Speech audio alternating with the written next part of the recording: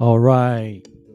And good day, and welcome to today's session of Truly Foundation with your host, Oliver Blue. And I am delighted to be able to be present with you in this moment of history. And it's been a long minute since I've been on my platform here, but this is Truly Foundation, which is a nonprofit um, organization that was founded by myself and my wife, Yolanda.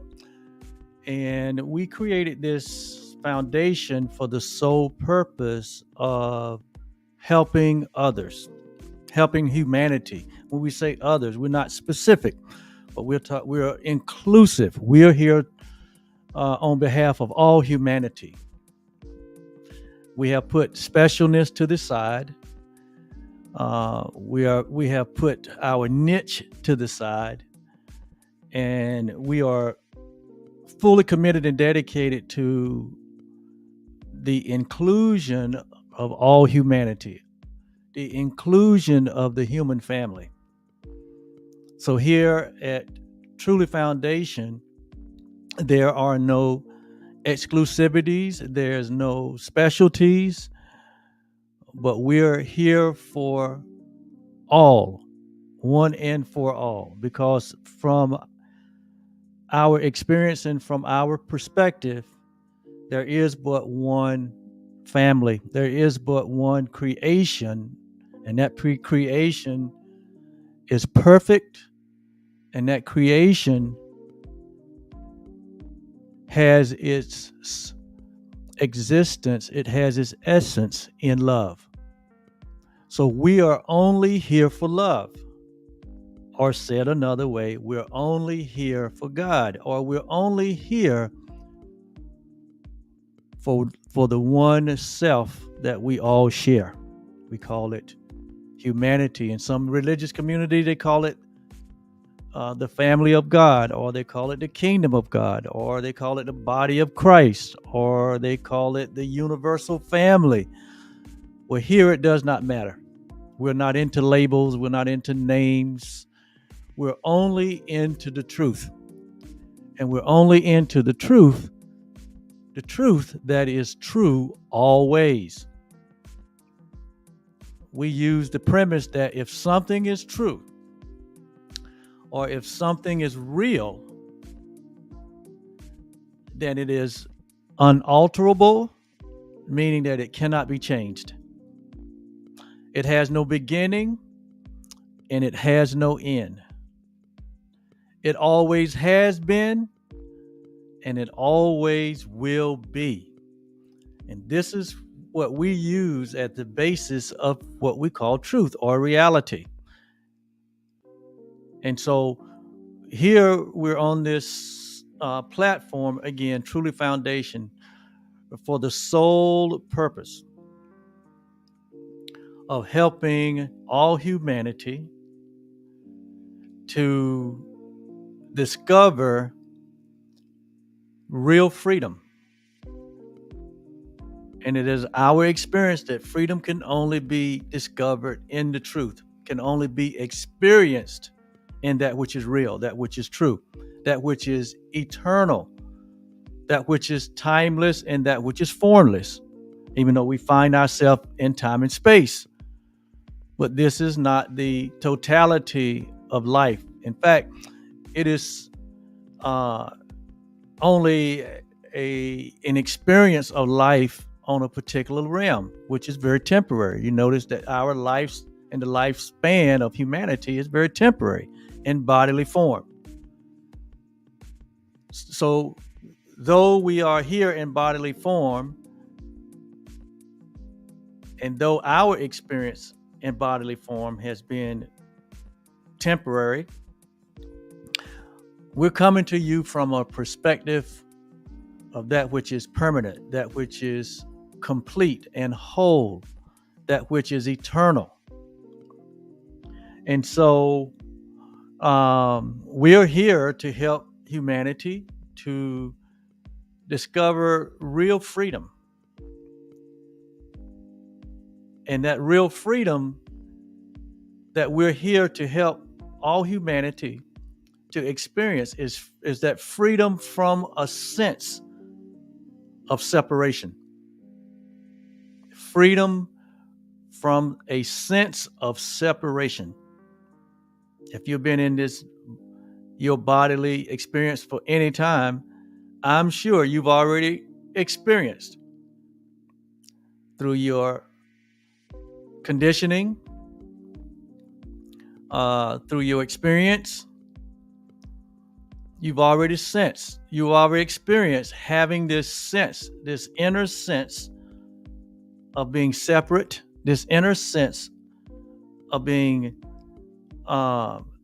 individualized, as being this separate self, separate from all other selves and separate from all other things. With that concept, with that perception, comes this feeling or this state of mind of being having this sense of separation. And the way we know that is at work is that we have these sensations we call fear. We have these sensations that we call anxiety. We have these sensations that we name sometimes doubt or unbelief. Or we have this feeling of being vulnerable. Okay, when we have this feeling of being vulnerable, and what does it mean to feel vulnerable is to feel as though at any moment something could happen to us on the physical level to totally change our outer conditions, or even to bring to an end our physical existence. That's what it means to feel a sense of vulnerability. Because we live in this world, we live in this environment where there appears to be opposition to life. There seems to be opposition to the promotion of life, even among ourselves, as we note that each and every day we know that people exit this planet on a physical level. We also know that the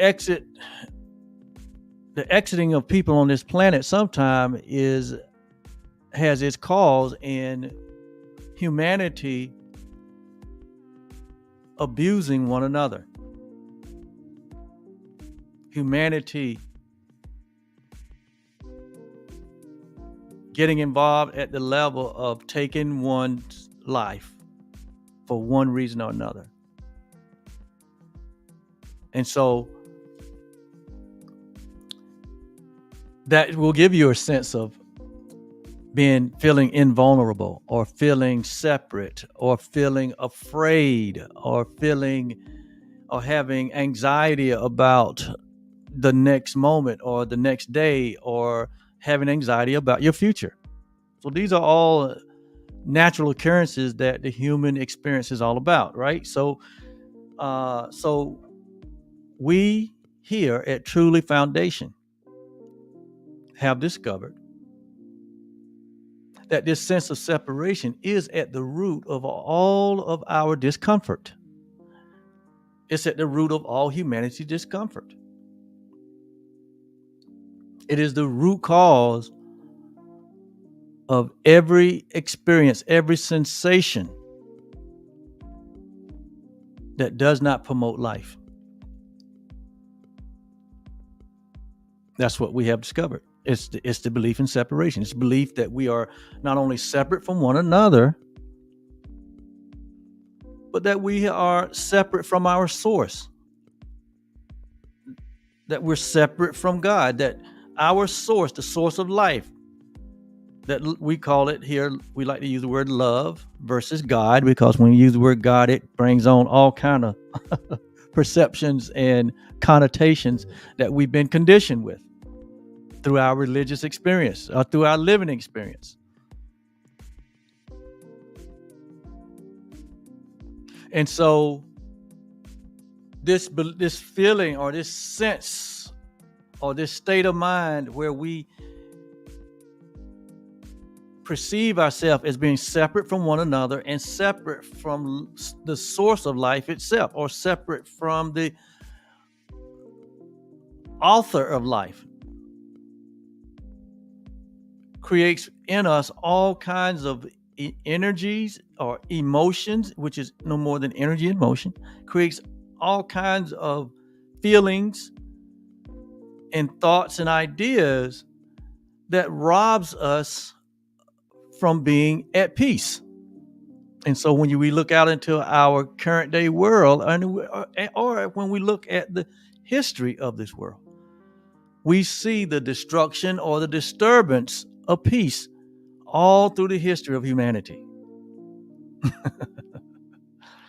And so here we are in 2024 on our journey of discovery, in our human experience, seeking to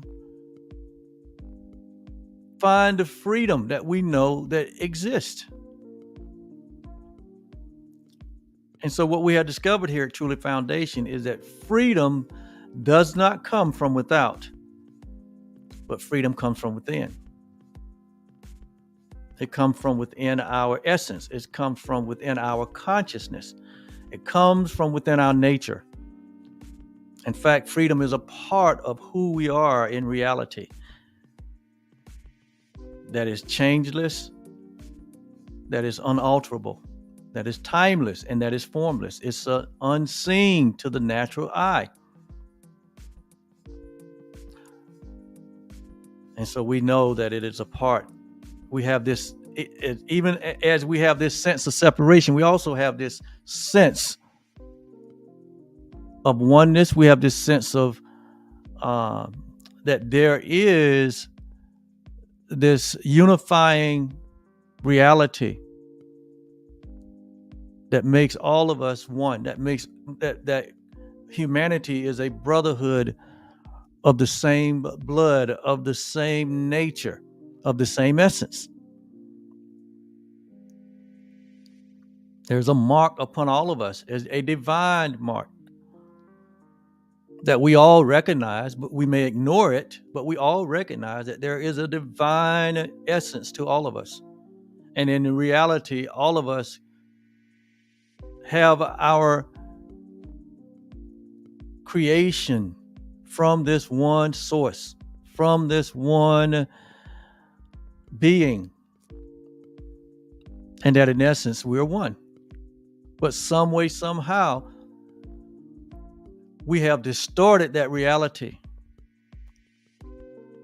and have lived out an unreality that has produced all of the negativity that we've seen in history, all of the discomfort that is even consuming our present day.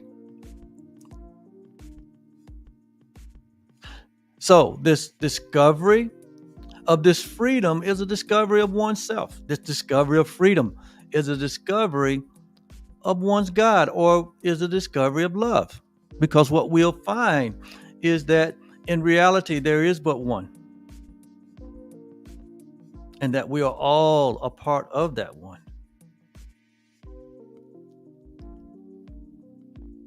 And to omit anyone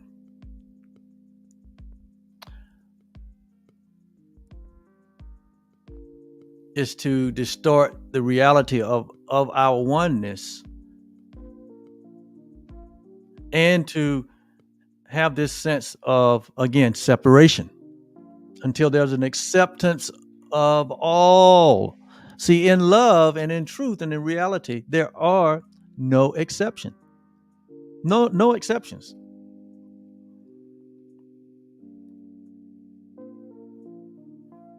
Love must be total. True love must be total. True reality, it must be total. It must be complete.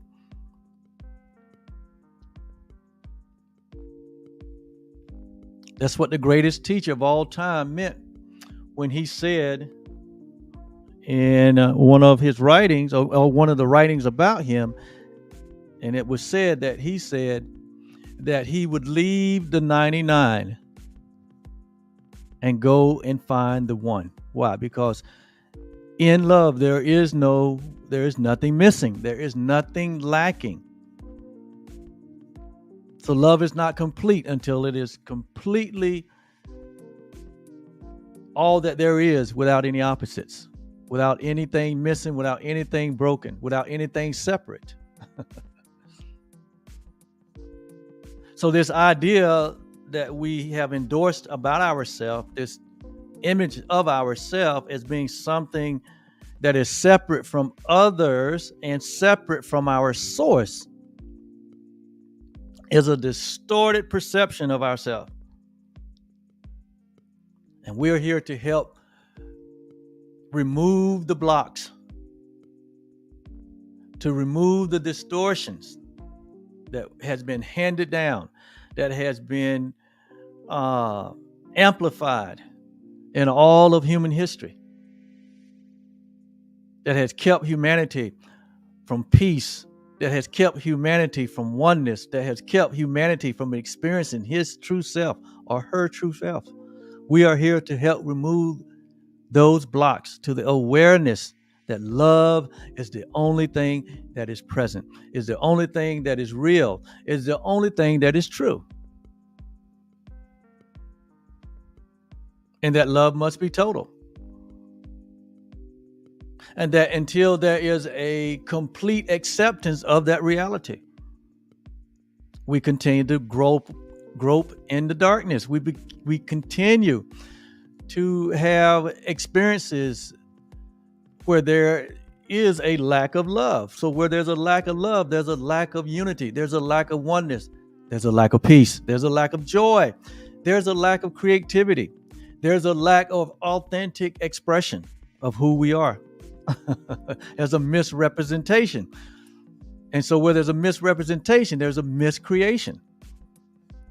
So the majority of human history is just a display of miscreation on our part because of the sense of separation that began way back then, right? You know, we got the creation story that shows where the first two humans were, so as the stories say, it was the first two. But I think it's metaphoric to teach us truth, to bring light and illumination and understanding so that we, as a complete extension of love itself, can return to our true nature of love, of oneness, of peace, of joy. But as that story, creation story goes, you know, humanity was placed in this perfection. They were created in perfection and was placed in this space of perfection. That's what the Garden of Eden was symbolic of. Not only a place of perfection, but all the content in the garden was of perfection, even humanity. And some way, some unexplained way, or some unknown way, somehow, humanity made a decision to abandon the truth that is true always. And so when the author of it all showed up and said, Adam, where are you? Which it said that the author of all life and the creator of humanity showed up every day and he communed with his creation. Right? There was no separation. There was no sense of separation. There was no sense of lack or scarcity. There was no such thing as fear. There was no such thing as an opposite, but all was in harmony. All was in oneness. There was perfect peace. But in this particular moment, when the author showed up and said, Adam, where are you?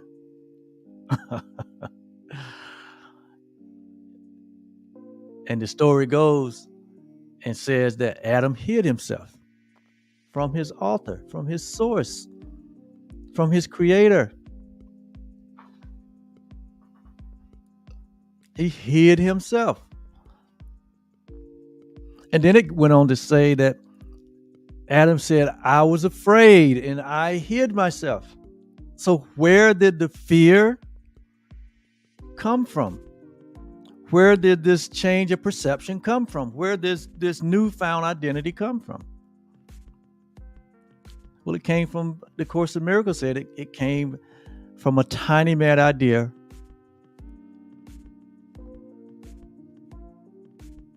that Adam made up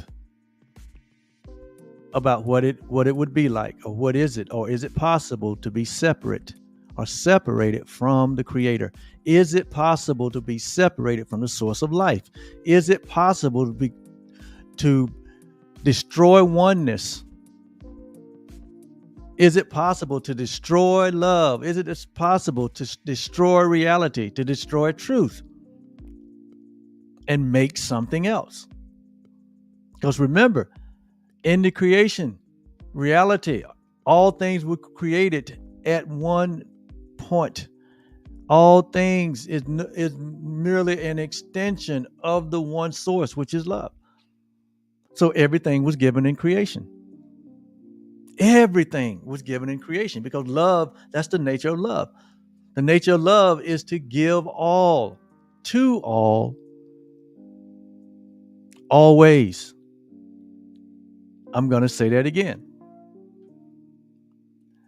The true nature of love is to give all, to all, always. And so in the creation process, love itself gave all to all, always. Never to take it back or never to hold anything back, but all was given in creation. And so in the Course in Miracles and in other spiritual writings, even in scripture, we can find it. That in reality, listen, all of us, we're the perfect creation of God. And we're not talking about these human physical bodies, but we're talking about the essence of who we are as spirit, as the essence of who we are. We're the perfect creations of God. If we're going to get to real freedom from the sense of separation, we're going to have to examine these realities, these truths that we have somehow forgotten or somehow been reprogrammed, right, to think otherwise. So that in that reprogramming, we have this perception of ourselves, or we have this image of ourselves that is so distorted and so far removed from reality that it has caused and created all the pain and suffering in human history. So in reality, if love is whole and complete and unalterable and unchangeable, that means that even right now, as we are here in 2024 and we're having this conversation, love remains unchanged. And if love remains unchanged, all that love has created, all that God has created, all that reality has created, it remains as it was created. Therefore, humanity,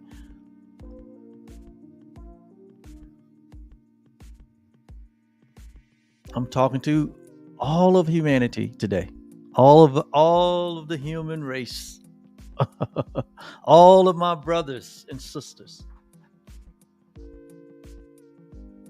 You remain as you were created, as the perfect creation of God.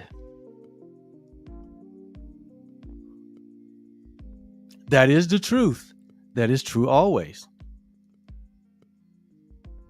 May not be our conditioning, may not be your conditioning, may not be your religion, may not be your belief system. It may not be anything that you've ever heard before. But in its truest sense, you are the perfect creation of God. You're the perfect creation of love. You are, as scripture says, created in the image and in the imagination of the Creator. Somehow, again, that idea got distorted along the way. And we're not here to explain how it got distorted, or even if anything ever happened. Because in reality, if it's impossible for love to be destroyed, if it's impossible for God to be destroyed, or the Creator to be destroyed, or whatever you acknowledge as that supreme, if it's impossible for it to be destroyed or altered or changed, right? Then that means it remains. And without that assurance, all of us would end up in oblivion. But because love is the true foundation, because love is the reality, because God is, and there is nothing else. Because there is but the one reality. And that is the foundation of life. And that is our assurance. That is our salvation. That is our reality. That is our healing. That is our freedom from the distortion and the illusion, right? And the trickery that has plagued humanity like a plague, like a virus.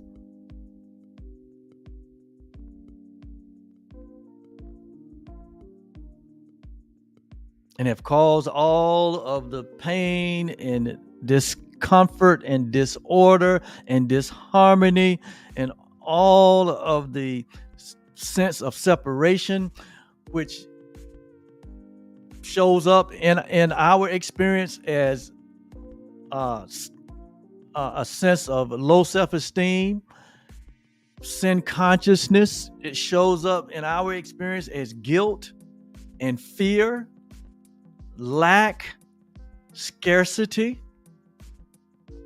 anxiety. It shows up in our experience as the deterioration of the human body and the eventual falling apart of all physical life, the birth and the death of it. All of that is a reflection. All of that is a reflection of the tiny mad idea of separation. But is it reality? No, it's all temporary. You notice all of this that we've talked about, that is the effect of the belief in separation that happens in time and space. It all comes and it all goes. There's a beginning and there's an end. There's a birth and there's a death. So that cannot be reality. That cannot be love. That cannot be the idea of God. That cannot be reality. Because if it is, then we don't have nothing to stand on. And because the majority of humanity don't have and embrace and have accepted that reality, that they are the perfect creation of God, and that love is eternal and everlasting, and that it is unchangeable and unalterable, and that we are God's perfect creation, and that we remain as God created us. When one does not hold this as the foundation of their essence, then it's like being in a bad dream. It's like being in a nightmare. It's like living in a world where everything is breaking down and breaking apart. And we all know what that looks like, feels like.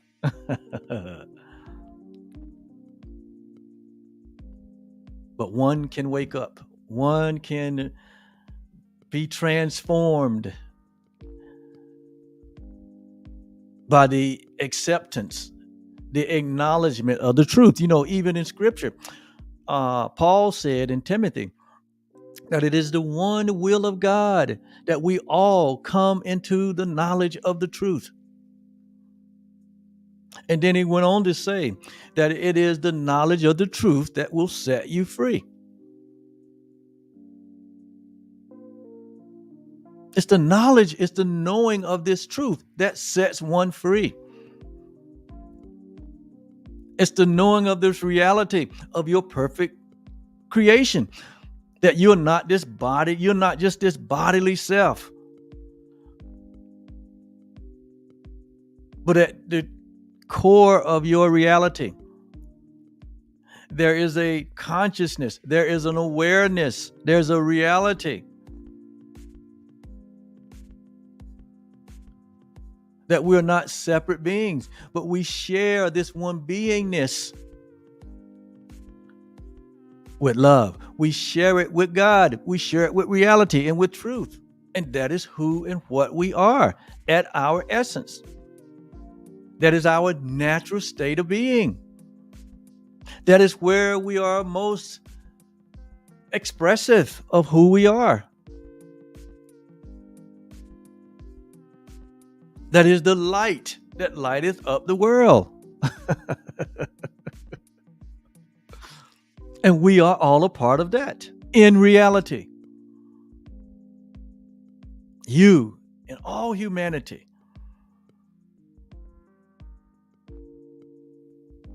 Where there is no history, where there is no movie, where there is no dream, but we've all have waken up to this reality. And in reality, this has already happened. It's like our life is no more than the journey to that reality. And that we get to experience the awakening or the return to truth, the return to heaven, the return home, the return to reality. Your life is but a journey without a distance. That in reality, we all remain in the heart of God. We all remain in the heart of love. That we really haven't gone anywhere. We really haven't done anything. And we really have no need. We really have no need. Because if everything was given, if all things was given in creation, if everything was given to all, for all, always, then where is the separation? Where is the lack? Where is the fear? Where is the anxiety? Where is the sense of separation? It does not exist. It only existed in a mind that have fallen asleep to the concept of separation. And so that's why we're here. That's what Truly Foundation is all about. And what we purpose to accomplish, and how we purpose to accomplish the discovery of real freedom for all humanity, It's through the sharing of these advanced spiritual teachings that we have accumulated from our own experience, our own discovery, right?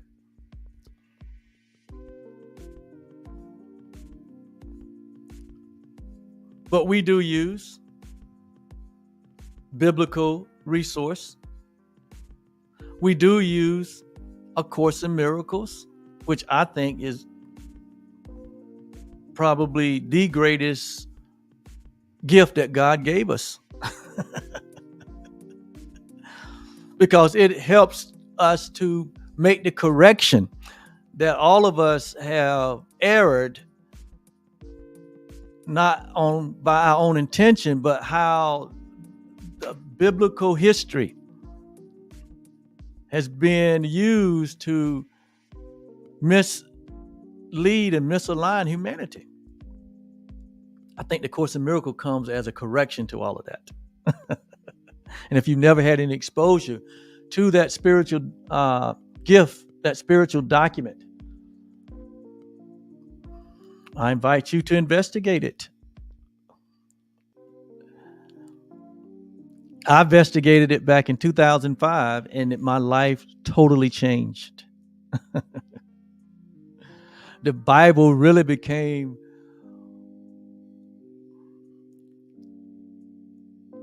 alive and a usable resource for me after having my initiation into A Course in Miracles, because it was like the course corrected.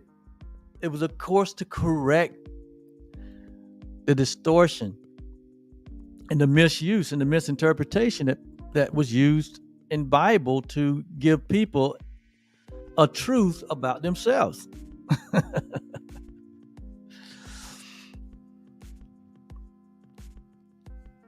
And so, yes, we're going to accomplish this if it's just for you.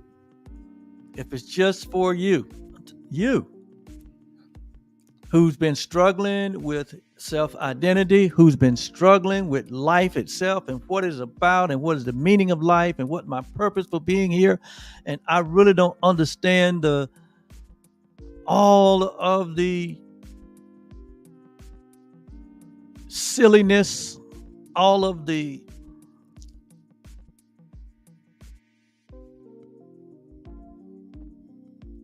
bad,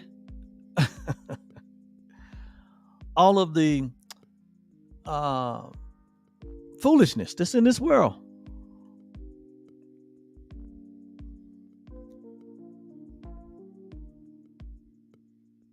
Why man is so divided against one another? Why is humanity so divided? Why does there seem to be like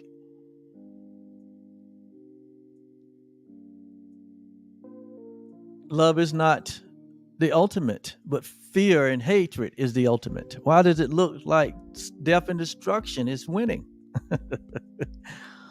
All of these questions eventually rise up in our consciousness.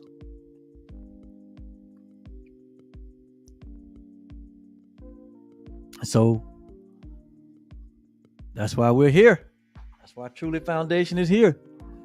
Because we know here from our own experience, from our own discoveries,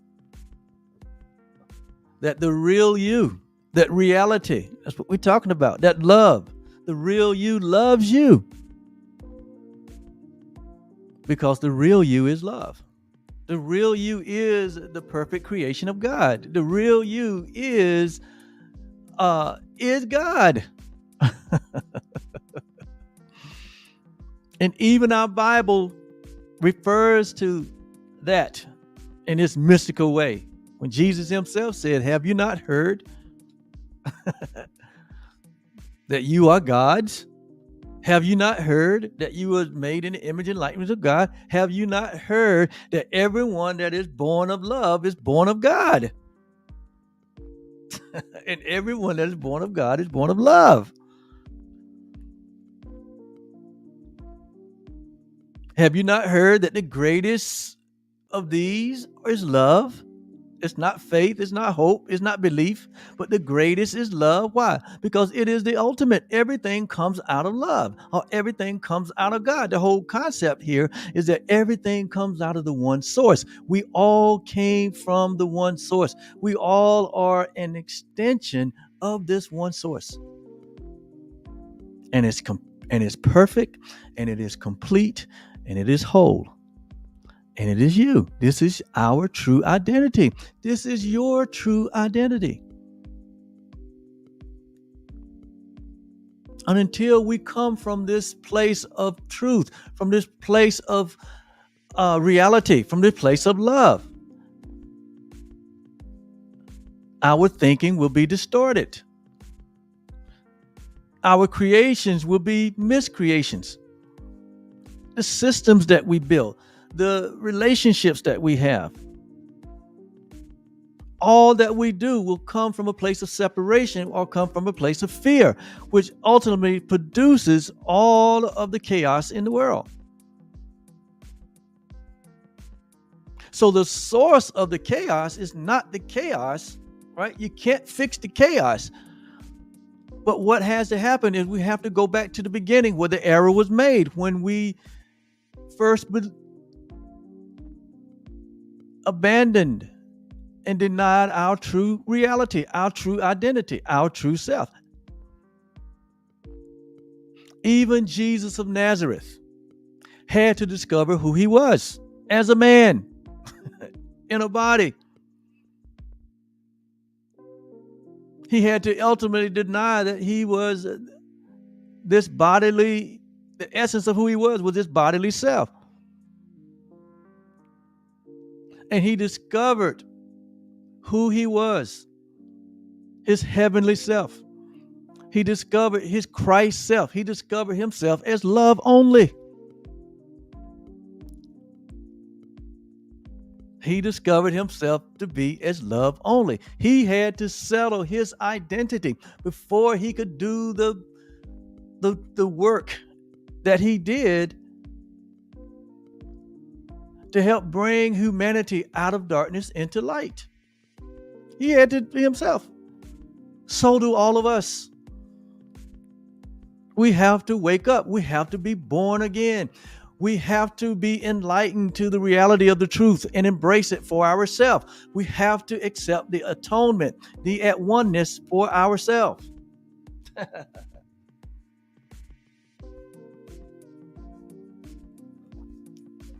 Let me settle down because I'm getting beside myself.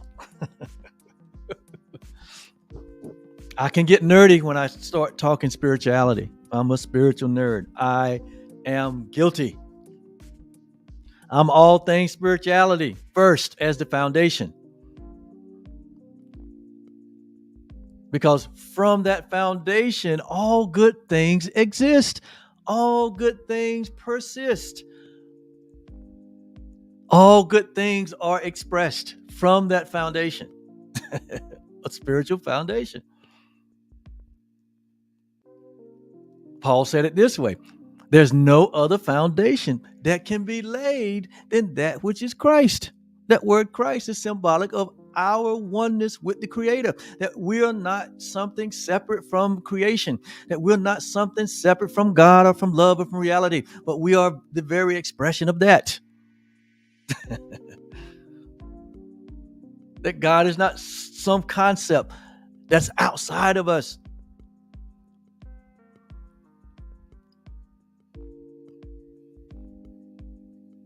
Which most of us hold. That God is something and somewhere outside of us. That love is something and somewhere outside of us.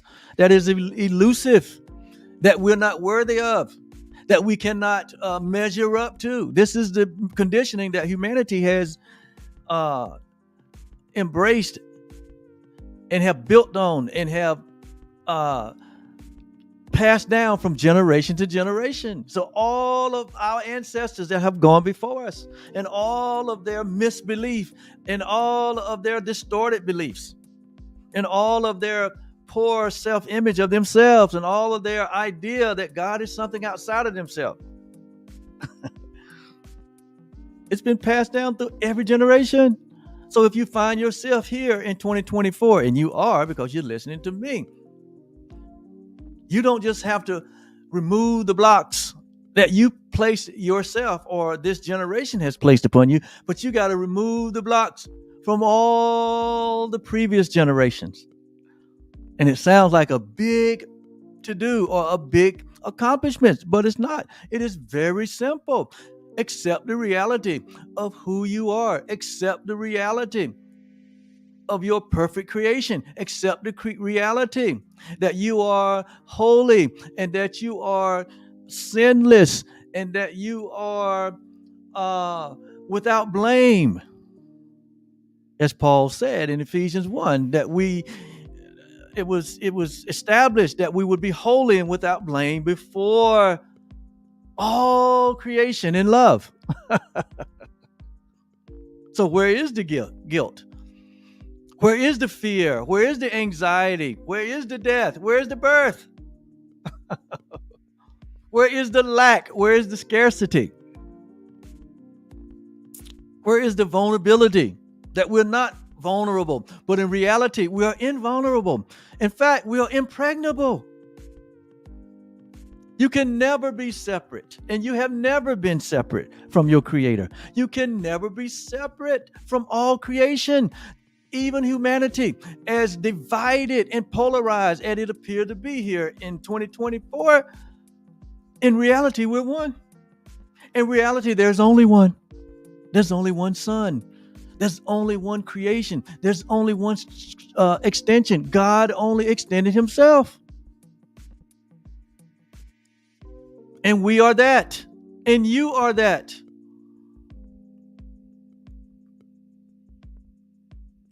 I know when I get to talking like this, I challenge people's reality. I challenge people's theology. I challenge their religion. And I want to. That's what Jesus did when he was here in his 32 years, when he discovered his true self.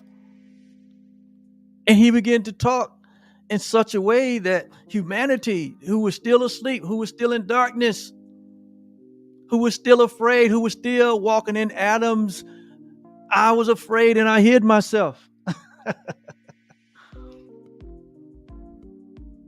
He woke up. And when he said things like,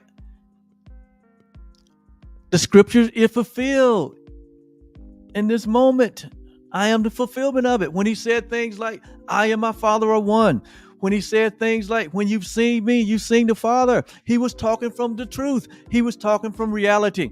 He was talking from love. He was talking from God.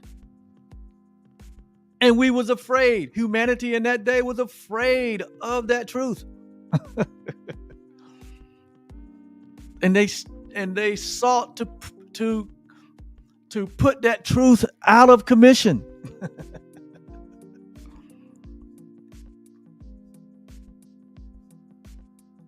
And then he finally said, forgive them, Father. And see, that thing, Father, makes you think that Father is something separate than the Son. But no, Jesus used the Father and Son metaphor because it's the closest thing to oneness in the human experience.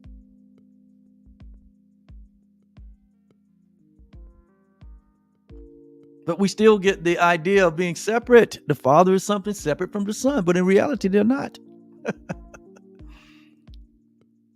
We understood father-son relationship, so Jesus used it as a parable. He used it as a metaphor to get us to understand the love of God, the oneness of God, and the oneness that we share. It's all symbolic. Everything in this world is symbolic. Every book, every word, every physical thing is just a symbol. It is not the real thing. We are twice removed from the truth. The truth is, it's a knowing.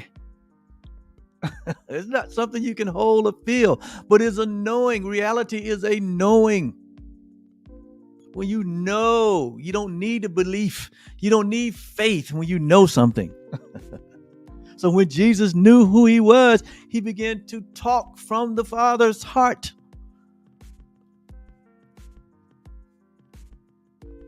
And so here at Truly Foundation, because we know who we are, we're not confused about our identity. We know we are the perfect creation of God, and so are you, and so is all humanity. We know this.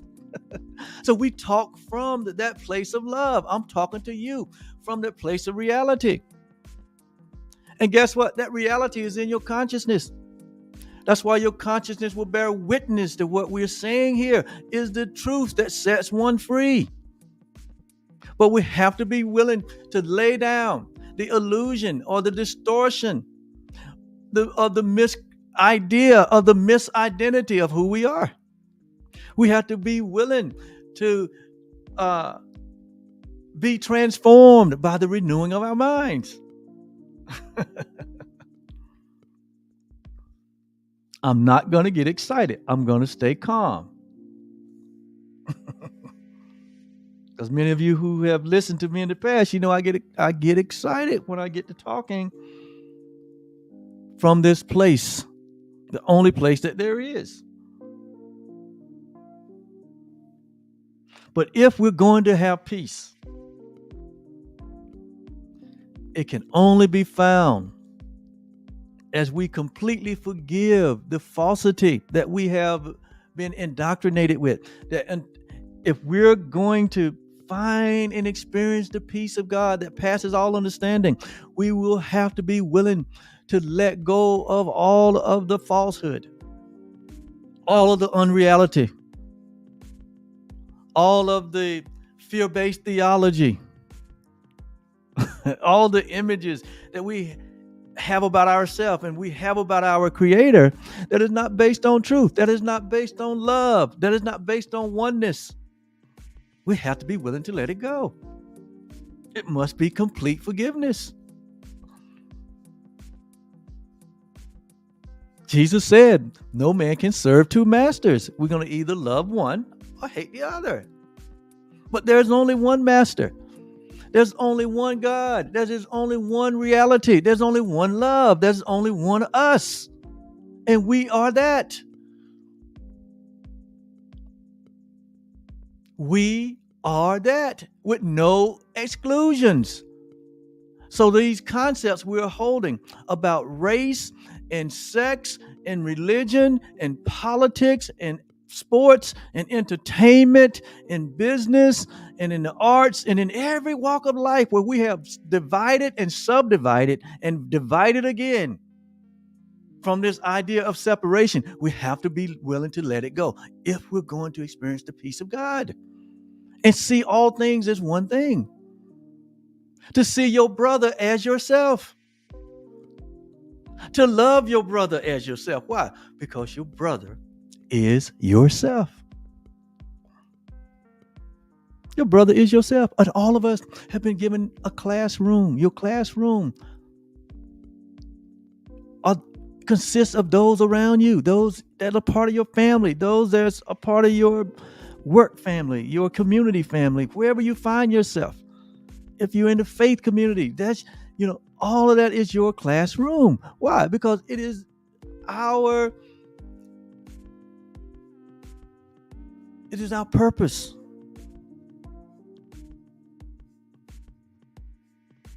to relearn reality, to relearn our identity,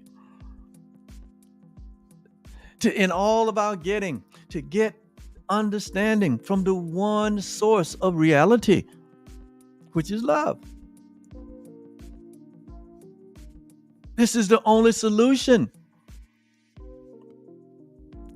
to the chaos you see in the world. It's the only solution to the chaos in your own life. It's the only solution to the confusion in your own mind. It's the embracing of the truth.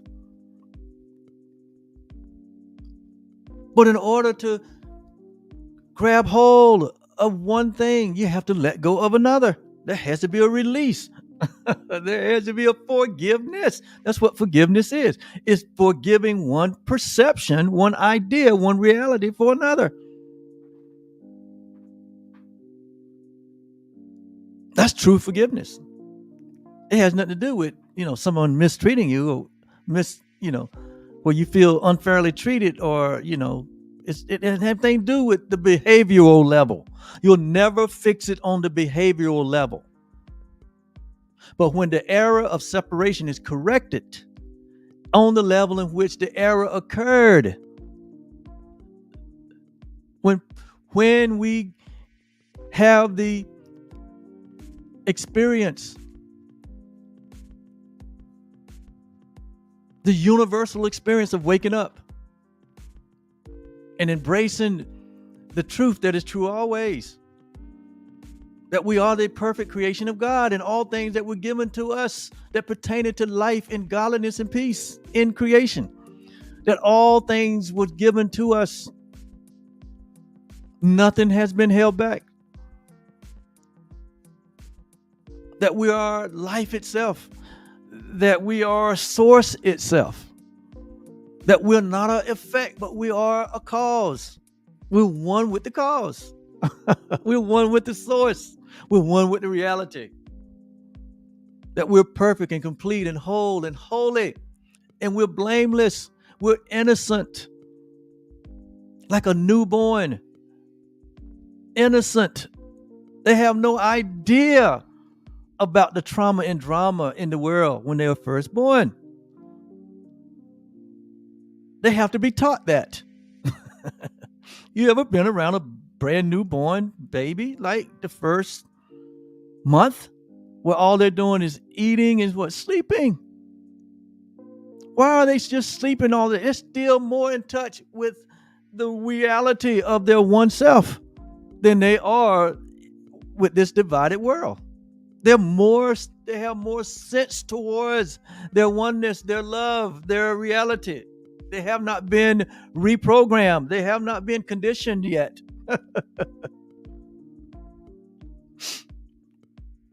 That's why Jesus again said, unless we become like a child, an infant,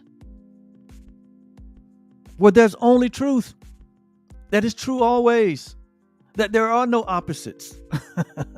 There is no separation, that there is no guilt, there is no judgment, there is no fear, there is no anxiety, there is no lack, there is no scarcity, there is no light, there is no birth, there is no death, but there's only reality, there's only the heavenly, there's only Eden. Until we become as a little child, he said we won't experience the kingdom. We won't experience the reality. We won't even experience our true nature, our true self.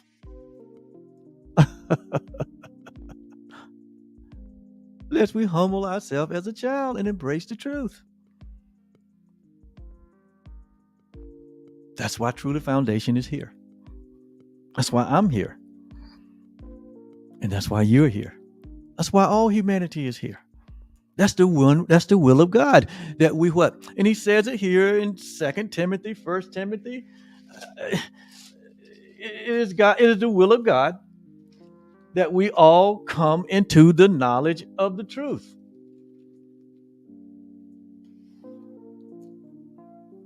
I like to read this for the Bible scholars.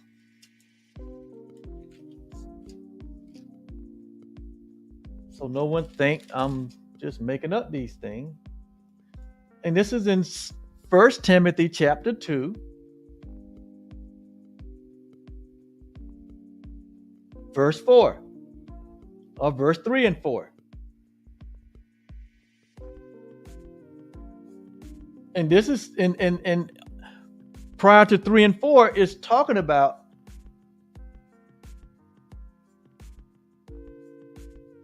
us having the right frame of mind, giving of thanks, making intercessions,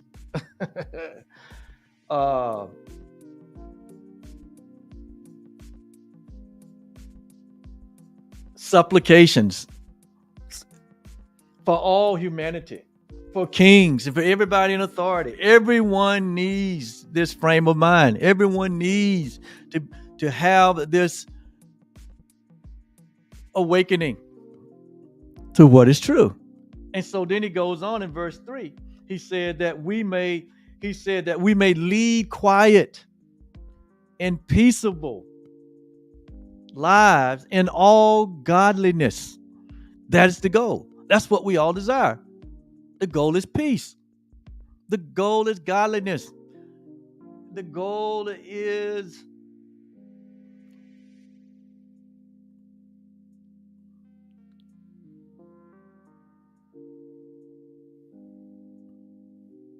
being at one with all creation. And so in verse 3, he says, "For this is good. This is acceptable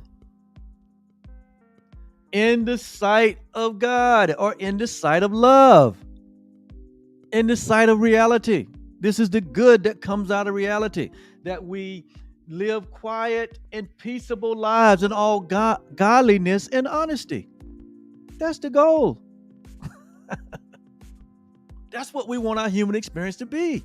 That's what you want for your family. That's what you want. First of all, that's what you want for yourself. That's what you want for your family. That's what you want in all your relationships. That's what you want for your neighbor. That's what you want in your workplace. That's what you want in your community. That's what you want in your politics.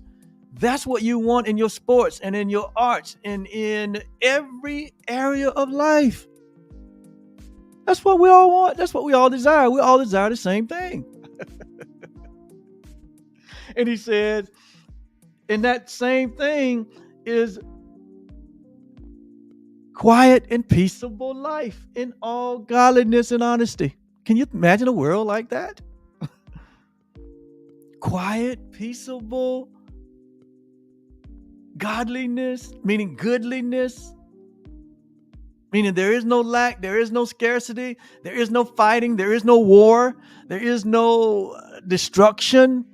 Nature is calm and not, having all these destructive forces, storms and earthquakes and volcanoes, all the destructive things that happen in the world, the wars and the fighting, everything that is contrary to love and godliness. Can you imagine an experience without any of those things? Here it says, "For this is good and acceptable in the sight of love, in the sight of God." And it would be acceptable in your sight. But there first must be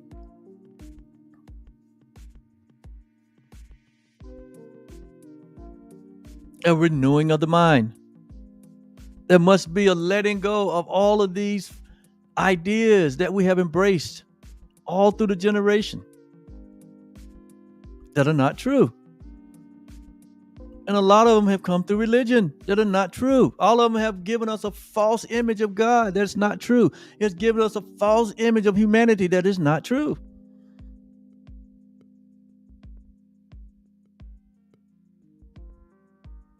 And so, verse 4, he says, "Who will have all men?" Love. So the subject here is love. It's acceptable to love. It's acceptable to God. It's acceptable to our Savior.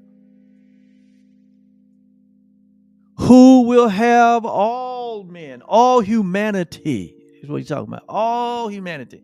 No exception. See, love must be total. There cannot be an exception in love. You cannot hold one grievance against another. You cannot see another any different than you see yourself. In fact, you don't see another any different than you see yourself. So where there is a grievance towards another race or another gender or another idea that doesn't align with yours, where there is a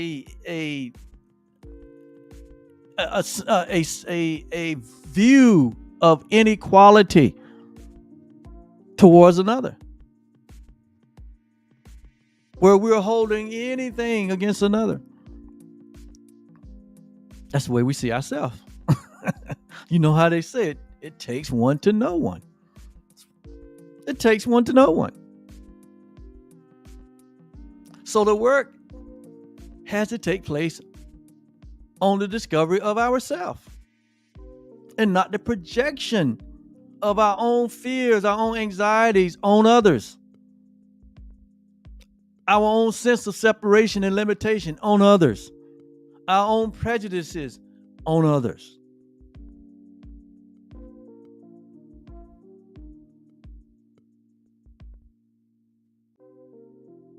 So love will have all humanity to be saved. And that's what we mean. Save mean to be what? To be set free. It will help all humanity to be in freedom, to be completely free. And it is through this discovery of your true self. It is through your self-discovery of who you really are as the perfect creation of God. That is the freedom. So that means you have to let go of all the religious ideas, all of the fear-based theology, all of the idea of you being separate from God and one another that you've held over the years in order to embrace this freedom. And you might be saying, Oliver, that's a lot to let go. No. Because in reality, it's unreality. It's not the truth. It's not real. So it's easy to let it go. Why? Because it's nothing. Our false identity about who we are is nothing because it's not true. It won't last. The idea goes away when you no longer hold it.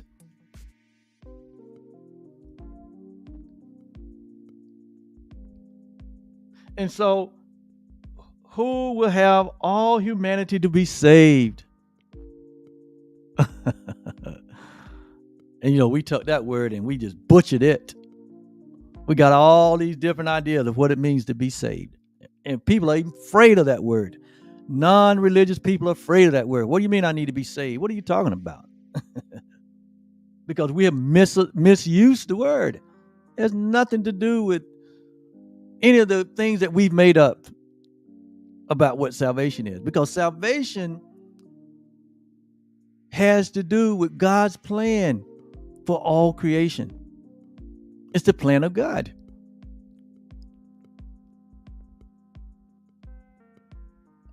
And God made salvation so simple that all you have to do is let go of everything else. That's what forgiveness is about, to let it go. To let go of the falsity, to let go of the falsehood, to let go of all of the distorted mistruths that we have embraced as our own, that they're only engendered more fear, more anxiety, more lack, more hatred, more vitriol, more division. Anything that divides.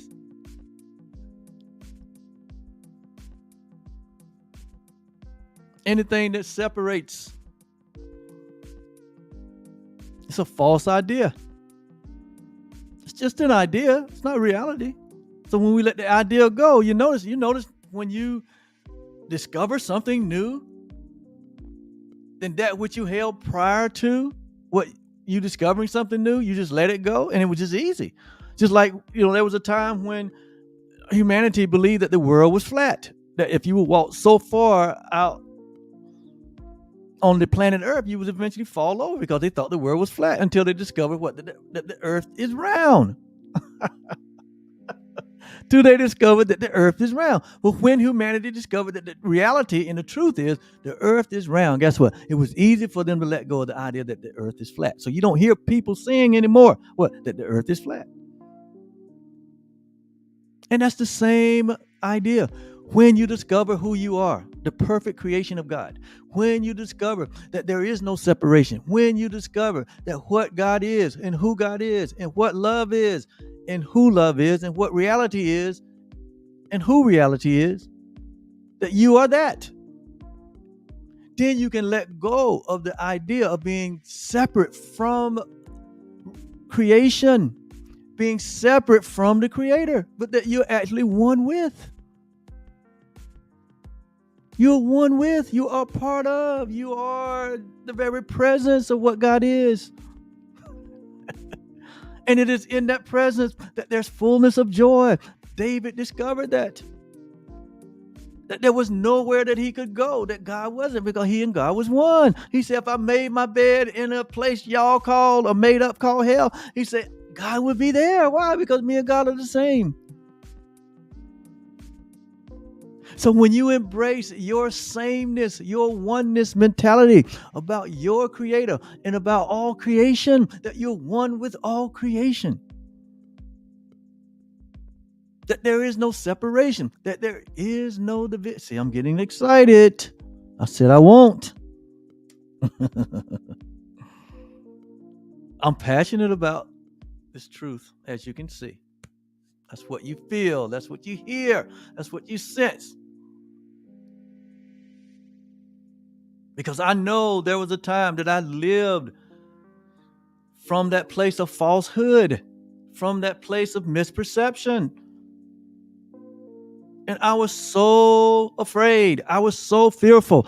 I was so uncomfortable in my own skin because I did not know who I was.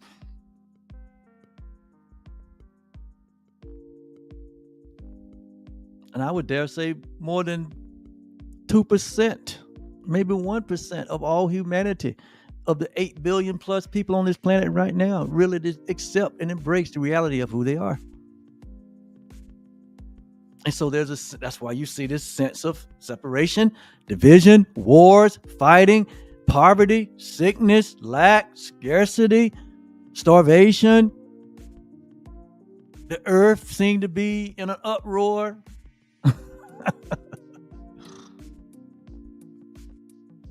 Because of lack of knowledge, the lack of knowing who you are, the real you that loves you, and understanding that the real you is love, the real you is God, the real you is the perfect creation, not in form, but in reality. That you are just expressing this love through your bodily expression. This temporary body becomes a source of expression, the love that you are, the love that we share. So what are you expressing with your body? What are you expressing with your life? Are you expressing the truth of oneness and completion and wholeness and forgiveness and abundance and light and immortality and eternity? Or are you expressing the belief in separation?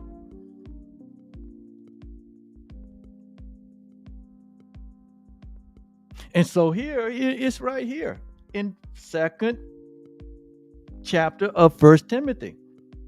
God, who will have all humanity to be saved and to come into the knowledge of the truth. So salvation and coming into the knowledge of the truth is two different things.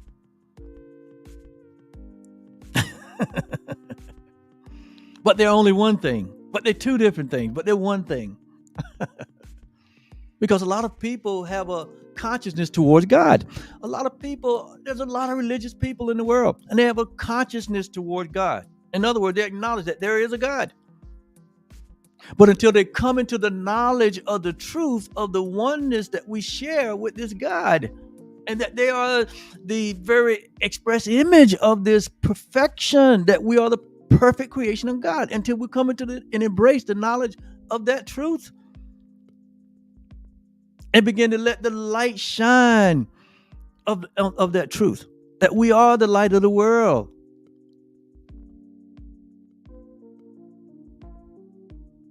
Then there's no freedom. There's no freedom.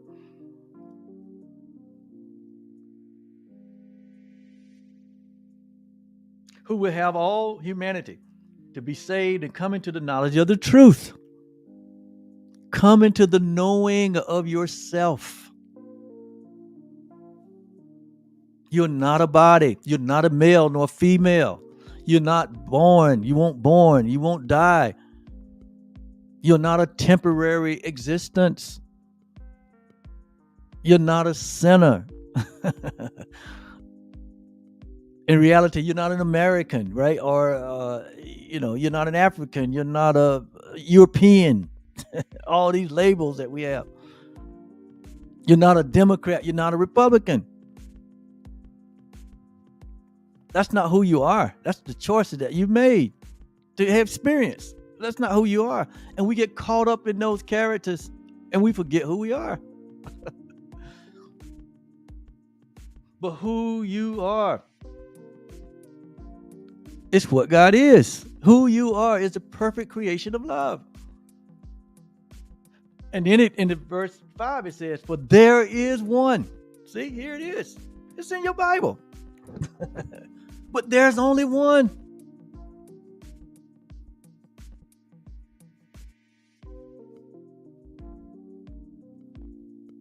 And here it says it's Christ.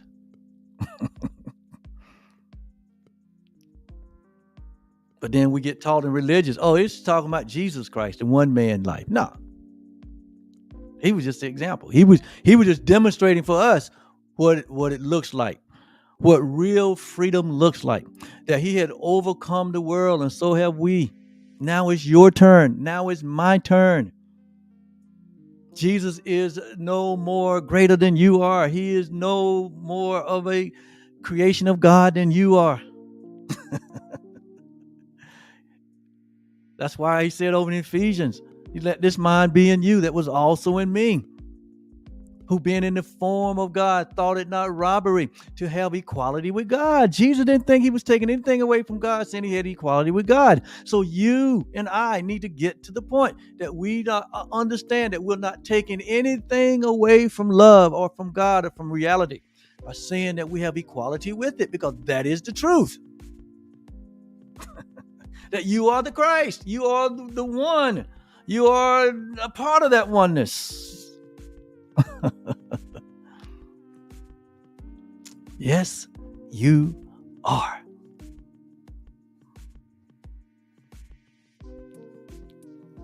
And so today's lesson and message, the illusion of needs. I didn't even get to the content. I have to do it on the next session. That was just my introduction to this. Because there's an illusion that all of us, most of us, are living. That need is a reality. That we need something. And that idea of need come out of the fact that we don't believe that all has been given unto us. That illusion of need come out of the false perception that there's something missing and something broken in us. It comes out of the false idea that we're not one, but that there's a separation is a reality. And so all of that creates this concept or this idea that we're not whole and complete. And so if you're not whole and complete, that means what? You need something. But the Course in Miracles says what? We have need of nothing. Why? Because all was given to all, in all, and for all, and is given always.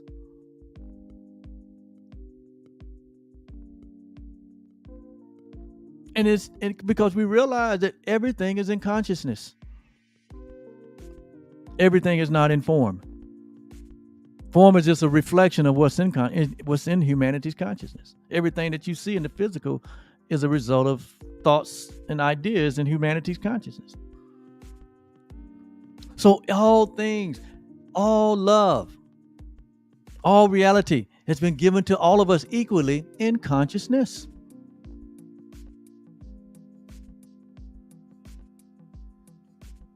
So need, this idea of need, which Adam and Eve did not have prior to them entertaining the tiny mad idea.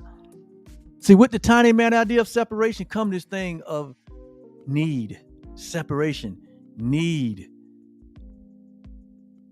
lack, vulnerability. Remember, he said, I clothed myself, I hid myself, fear. All of this came out of a thought. And so the thought is what needs to be healed. That's why the Course says the only thing that needs healing is our belief in separation. We need to abandon belief and embrace knowing.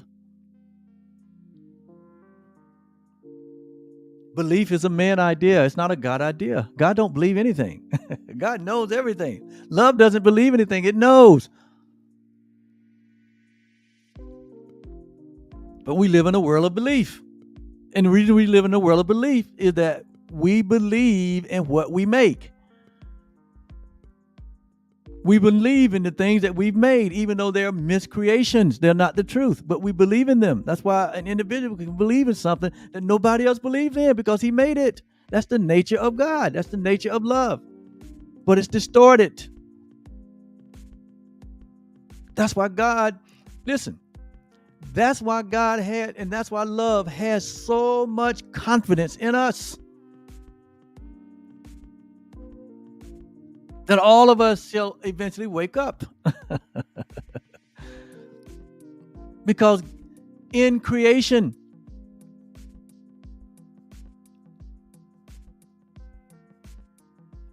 creation itself is no more than a representation of the source. And God is love. Therefore, what God creates is love. Therefore, you are love. And God has complete confidence in the love that's in you.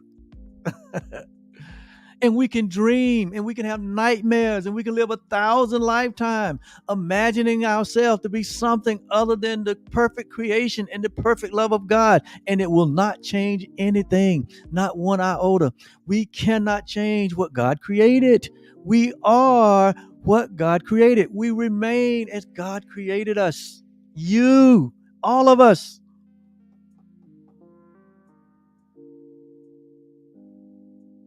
But when we deprive ourselves of this truth, when we bury the truth, out come the concept of need. Oh, I need this. Oh, I need that. Oh, I gotta need this. I need that. All of that is the effect of the belief and idea. And you can never heal the effect. You'll never heal the need. You notice that when you get something you think you need, and what? There's something else you need, and then there's something else. And so it goes on and on and on. That is an ego idea that is never ending until one let go of the idea and embrace the reality of their wholeness, their completeness, their oneness, their absolute innocence. You are absolutely innocent. I don't care what the experience has been. And not only you, but all humanity.